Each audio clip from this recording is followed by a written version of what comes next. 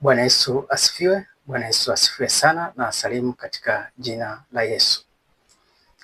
Leo ninaomba twende tukajifunze neno hili.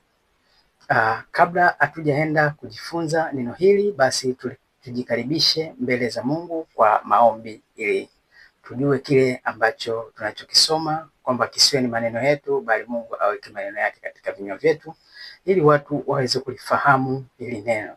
Baba, katika jina la Yesu, ninakuomba ukanifunulie macho nione kile ambacho nastahili kukiona katika neno hili.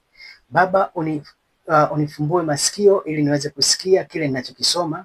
Baba, ninaomba haya yote kwa jina la mwanao Yesu Kristo. Nasema kwa kuamini, nasema amen. Amen. Napenda leo tusome andiko hili na litakuwa ya baraka. Mungu aweke neema yetu ili tuweze kufahamu vema kile tunachokisoma. Tutaenda kusoma Zaburi 34 mstari wake wa 8. Inasema hivi: Onjeni muone ya kuwa Bwana yu mwema, heri mtu yule anayemtumainia. Amen. Ndugu zangu, maneno haya yanafundisha mambo haya. Nisikie kwa makini. Amen.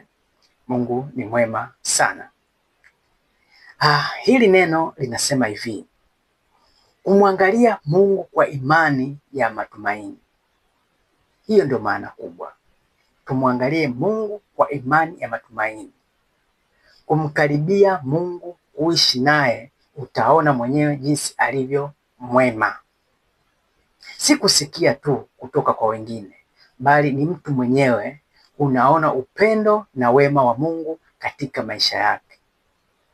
Maneno haya yanatualika kumkaribia Mungu na kuonja upendo wake. Amen. Ndipo utajua kweli ya kwamba Mungu ni mwema. Ndugu zangu,